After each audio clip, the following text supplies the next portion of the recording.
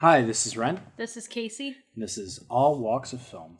And this time we're talking about Anomalisa, which for forever we kept saying was Animalosa. Like animal, like a dog or a cat animal, and not an anomaly who is a Lisa, which is what my mother told me, and I was like, oh, duh. But had she seen the movie? Well, to be fair, I think she had seen trailers at least, which is more than I had seen. I was like, oh, it's a Starburn Industries film, so I'm gonna go see it, so I'm not gonna watch a trailer, so I'm gonna have no fucking idea how to say the title. But my mom had seen the trailer, was like, I think, like, she was trying to be really nice. I was like, Animalosa, or whatever it's called. Those are my exact words, or whatever it's called. She's like, I think it's actually pronounced Anomalisa, and I'm like, oh. Like an anomaly. Yeah. Which, obviously, then they say in the movie, an anomaly, Lisa. Yeah. And it's like, oh, I'm a dum-dum. Yeah, but to be fair, when you look at the title and you don't have and it's in cursive. Yeah. You know, like, the logo doesn't help that much either. I don't know. They taught cursive when I was growing up. I don't know about you, but... I write cursive. Okay, well... I know there are a lot of people that... Well, no, I'm just saying it's a weird word to also have in a specified font. Right. That's all I'm saying. I read and write in cursive. I learned cursive, actually, to take notes in high school because that was the only way I could write fast enough. Anyway, that's not important. So, to the movie, I've heard so many people say, like, oh, this is a perfect film. Not like, oh, it's a masterpiece, sure. But they're like, this is a perfect film. I'm like, no, it's not. This is a very not perfect film. It's wonderful and awesome, and it's very lack of perfectiveness. I think the charm is in its flaws. Well, it's not just like, oh, it's stop motion animation, so it's not perfectly fluid. A lot of the beats in the movie are very off, like very odd and awkward. And doesn't flow together like a normal film, but I like that because it feels different. Right, and if the pacing were in a live-action movie, it would be a little bit more offsetting than the context that it's in. Yeah. The movie doesn't give you all the answers, especially for what the fuck is going on in this dude's head. It's never really resolved. It just happens. Actually, this is actually a good example for what Zoe Quinn was trying to go for in Depression Quest, but didn't. When at the end she was like, so there is no ending because depression doesn't really end like that. It just kind of keeps going, or whatever she said. And I'm like, okay, I get that feeling with Anomalisa. I didn't get that from her game, but I get that from Anomalisa. Yeah, to be fair, for anybody who doesn't understand the context of Zoe Quinn was a woman who made a video game called Depression Quest, and there was a whole controversy about it that sparked this whole video game Dude, we talk movement. about this so much. Yeah, we talk about it so much, but if people are coming into this fresh, I just am okay, trying but to give I wasn't context. trying to like bring up the entire gamer game movement. I was just trying to talk about this particular game. It's just the game. That's it. And so there's the context. Moving on. Anyway, now you made me lose my point. So you don't really know what's going on with him besides, I mean, there's depression, obviously, but depression comes with so many, like, it happens in conjunction with so many other things, and he's having visual and auditory hallucinations that are extremely lifelike, and he has these vivid dreams, and he's having a midlife crisis, and he has, like, all these personality issues he can't figure out, and it's really interesting, and there is no answer at the end. He just keeps living this way, and I like it. Yeah, and for some strange reason, he hears the same voice in everybody. Yeah, and let me just say for a minute, billing is something I will never understand, ever. It's just something I'm gonna accept. But your agent did a shit job if literally, quote-unquote, everyone else got better billing than you in the movie. Because there's only 3 voice actors in the entire film, and it's Jennifer Jason Leigh gets top billing as Lisa, then Tom Noonan, I think, gets second billing for everyone else, and then David what's-his-face gets billing for what's his name, Stone? You asked me this and I was like, it's so-and-so, and now I can't remember what it was. I think it was like Robert. No, it wasn't Robert. His last name was Stone, whatever. And I was just chuckling at that when I saw it come up in the credits. It's just like, that's pretty funny. So Anomalisa was a really interesting film. I think it addresses issues that a lot of men face, which is you're not really sure what's going on with everybody else because masculinity is such a self-centered ideology. It's hard for a lot of men to relate to the world outside of what they have with themselves, and that's partly because a lot of men don't have a lot of friends, and because of that, that was clearly the case in this movie too. Right. And I think this might be an experience that Charlie Kaufman has. It's an experience that I've had in several times where you just kind of exist by yourself and you're just hoping for some kind of connection. And sometimes even the connections you have, romantic, sexual, whatever, they just don't fulfill whatever you want. It's just this empty void. Okay, but I don't... And sometimes you'll meet one person that, changes that for you. Or you might be infatuated by somebody who just, for whatever reason, has a different spark. I just don't see why that's particularly any more of a masculine feature than a human feature. Well, I'm speaking from personal experience and not just...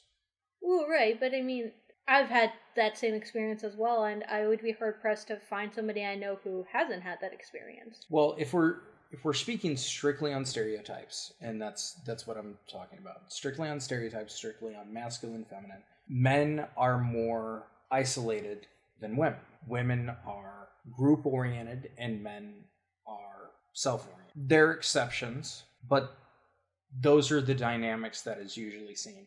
Women hang out in groups, whereas guys are just trying to fit in. I mean, I guess anthropologically speaking... Well, to be fair, Lisa doesn't fit in either. So there's that. And those are usually the people that come together. Okay, sure. So I guess getting into the movie a little bit more, it was really distracting. The thing with the faces. The fact that the line goes directly along their eye line, and most of the reason why that's awkward is because it makes it look like everybody in the film is wearing glasses. Like, that's really the most reason why it's awkward. I get the mechanics that are at play there, and I think that they probably could have made it look cleaner, so I'm pretty sure that was a very specific look that they were trying to go for. Like, they were purposefully trying to make the animation style look flawed, but just putting the line right there on the head was really awkward. Yeah, I was really curious to wonder... I was really curious about that because I was trying to figure out why there and no other place. That's not true. On the characters. That is completely not true. Well, all along the hairline and the jawline. On the head. But I'm talking about the rest of their body. Oh, yeah, because especially... That was the reason why I'm like, I think it was done on purpose, is because you see them naked. You don't see those lines anywhere on their body. Anywhere. And there's kind of no reason why you shouldn't see it anywhere, except for the fact that they clean that up, Also, props up for an animated movie that is completely adult, that is nominated for Best Animated Feature. It's been a while. It's been a good time since that's happened. I know Chico and Rita was one film, but that's one film. Well, also, didn't Bigger, Longer, and Uncut get... I mean, I know it was for Best Song and not Best Animated Film, but... Right, but I'm talking about animated film. Yeah, okay. Like, I have had so many arguments with people about animation being a children's medium. And I look at them, being somebody who's grown up with anime as well as more mature stop-motion animation, such as... Alice or Mary and Max. Mary and Max is amazing. Yeah, or Harvey Crumpet, which is done by the same people. Yeah, but Harvey Crumpet isn't a feature length. That's a short. Right. But somebody who's grown up with those type of films, when I hear that sentiment, there's a part of me that's offended, but there's another part of me that just accepts ignorance. Well, I mean, not everybody knows everything about movies, and especially something as niche as not just stop-motion animation, but adult stop-motion animation. I mean, dude, that is way too niche for normal, oh, I just see whatever's in theaters sometimes kind of audience. And there's nothing wrong with being that kind of person, but you can't expect them to know shit like that if that's the kind of moviegoer they are. Right, and I mean, I think probably the most known adult animation other than this would probably be Isao Takahata's Grave of the Fireflies. I mean, yeah. Because that's really famous everywhere in America, whether you like anime or not. So I mean, yeah, I guess so. But that's not, sex scenes in a hotel kind of adult. Right, and of course you have Ralph Bakshi's Fritz the Cat and Heavy Traffic and Who Framed Roger Rabbit. And Who Framed Roger Rabbit isn't that bad. No, it's not that bad, but I'm just saying as an example. Yeah, but still the movie was rated PG, so. At that time. Right. The movie would have been rated PG-13, At or least. possibly R nowadays. Yeah, exactly. Which is stupid. Anyway, I like two things about this movie in particular, though. I like that this was a film with people and not archetypes. And I don't blame the film industry for relying very heavily on archetypes, because that's just a language that people who watch TV and people who watch movies and read books and play video games, that's just something we're all familiar with. We all understand this language of archetypes. It's something we see all the time, and it's not to be like, how dare you just make someone an archetype? I mean, that's just the language of storytelling. I mean, going back all the way into, first documented stories and folklore and whatever, it was all archetypes. So I don't really have a problem with that in general, but when I see films, in this case it was Room and Anomalisa, where they're people, just people, that's it. They're not an archetype, they're just a person that, I could actually hang out with and talk to, or maybe sit across the room and ignore, depending. That's just really, really refreshing to me.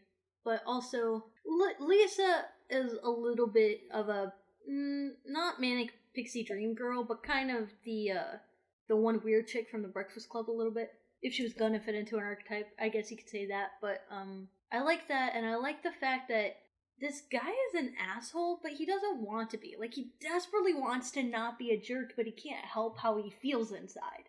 Well, there's a sense of alienation with him, and you can see that for how he sees the world. Everybody has the same voice.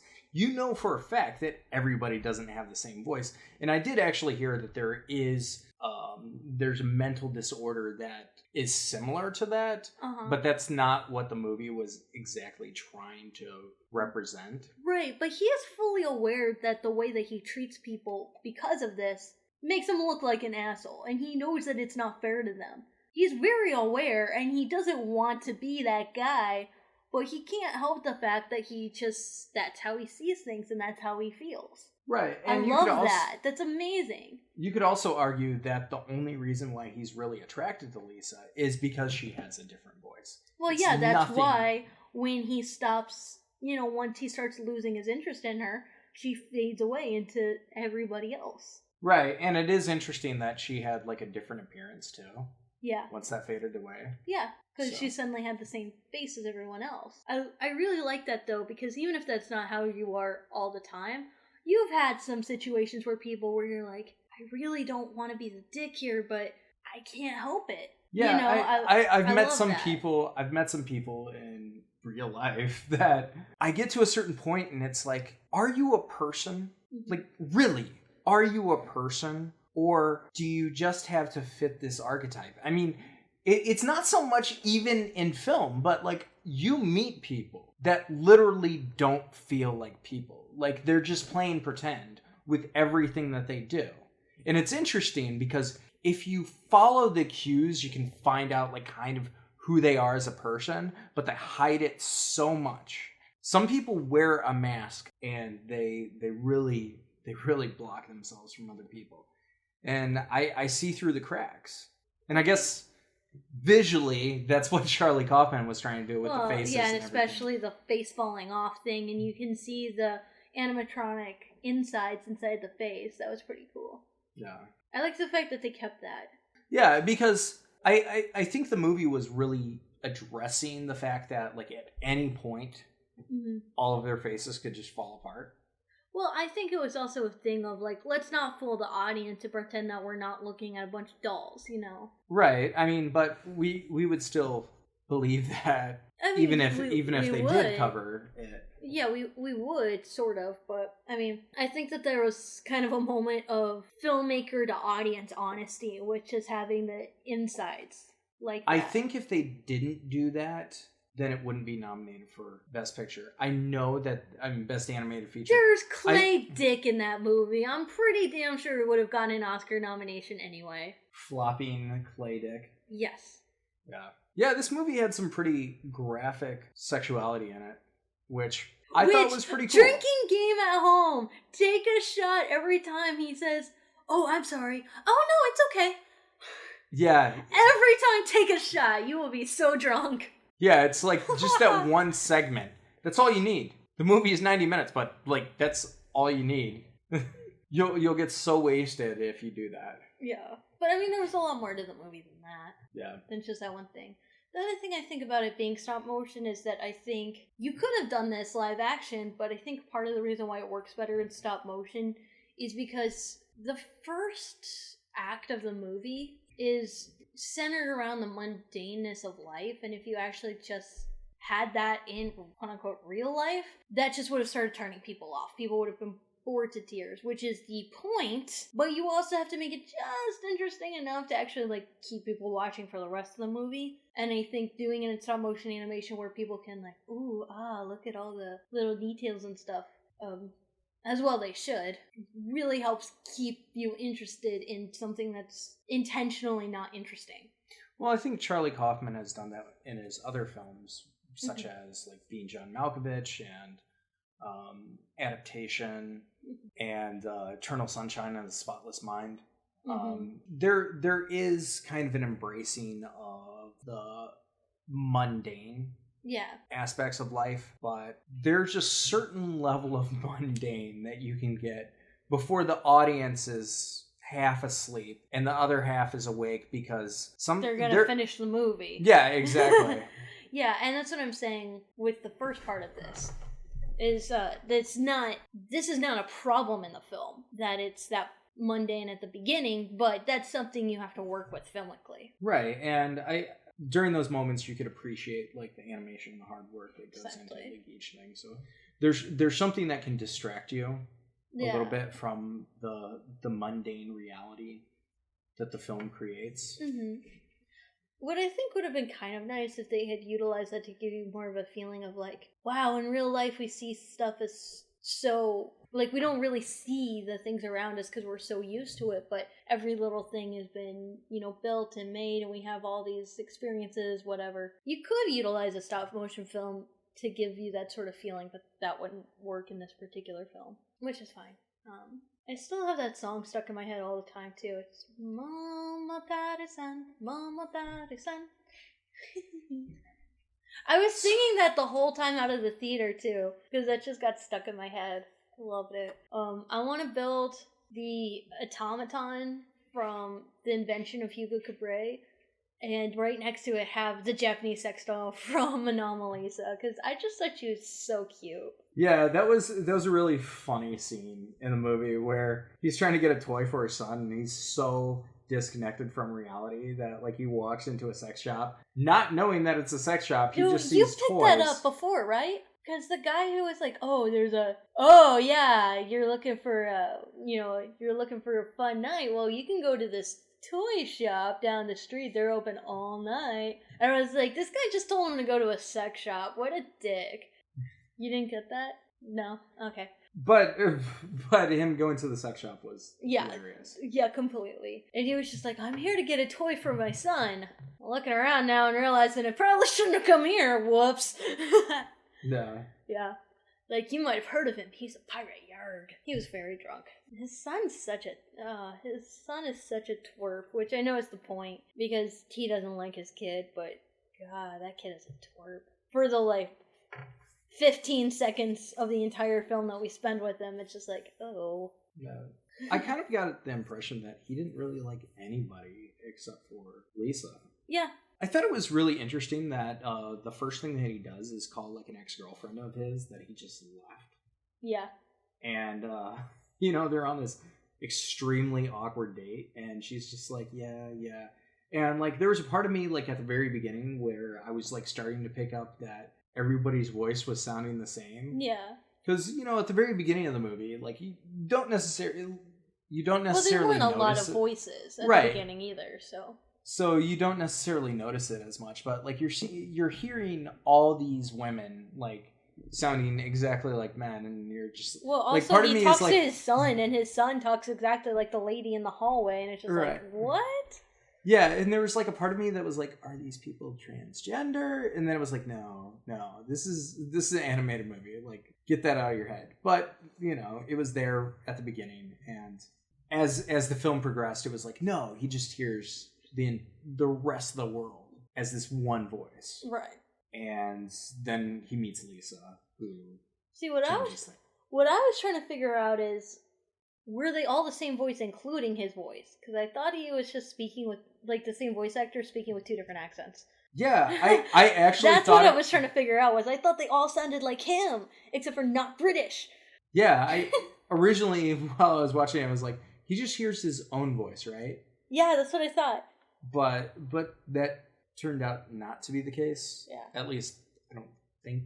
But speaking of Lisa being the only voice, one interesting fan theory about this movie that is pretty much the most solid fan theory I've heard that completely makes sense in the movie is that Lisa doesn't exist. Lisa's just a figment of his imagination, and Lisa is actually the Japanese sex doll. Yeah, and it does help that they have the same voice actress, because she is singing in Japanese in that last scene, but that's still Jennifer Jason Leigh. Yeah, I've read the theory myself, and you can find the theory on Reddit.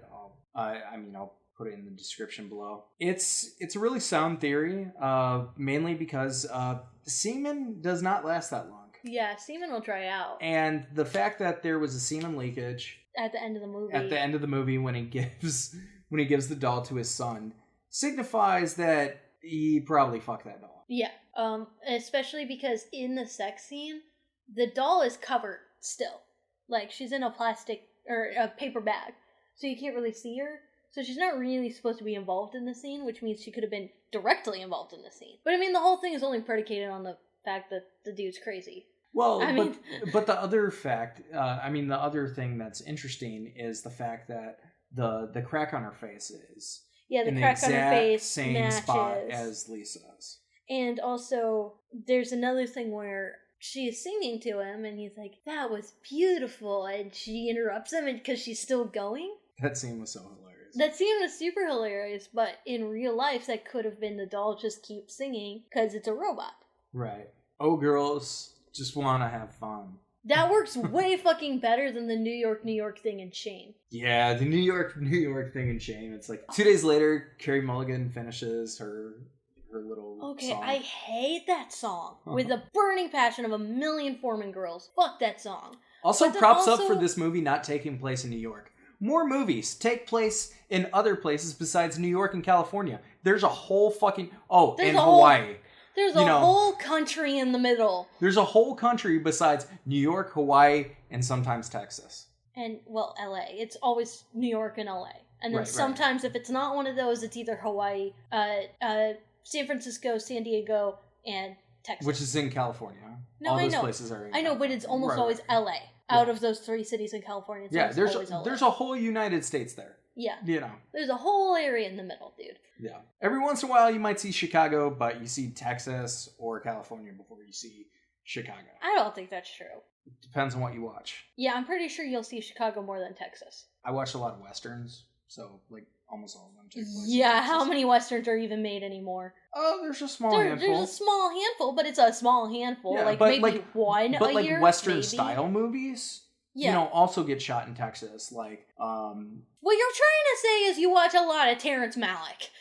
Well, no, I mean, the Coen brothers, the No Country for Old Men was also shot in Texas. Okay. So was There Will Be Blood, which was actually shot about 3 miles from each other. Well, a lot of stuff is also shot in Louisiana. Well, not anymore, but it was for a while because tax breaks within that fucking Bobby what's-his-face governor there who tried to run for president, and of course he failed because nobody can actually successfully run for Republican right now. Repealed the tax breaks, and now everybody's boycotting Louisiana. That might be old news. Maybe they rectified that, but last time I heard, everyone was boycotting that, including Disney and all of its subsidiaries. Right. So as far as an Oscar contender, okay, this film has a chance, but I really think that Inside Out is going to beat it. Well, yeah, Disney already bought themselves the Oscar. They do this every year. They just pay a lot of money to get that Oscar. So no, nothing else stands a chance. That's just the way it is. Well, they put all the money that they could have used into making sure their Disney princesses didn't have to share communal underwear into securing that Oscar every year. Yeah. Ugh. Fucking Disney. I will never work for Disney because Disney is a great company, but once you work for them, they own you. They own you and they own your soul. You will never get away from them. We'll swallow your soul. We'll swallow your soul. Pretty much. Just no. Yeah, so overall, Anomalisa was a fantastic film. Hopefully, if you haven't seen it, we didn't give too much away. Thanks for listening, and we'll talk to you later.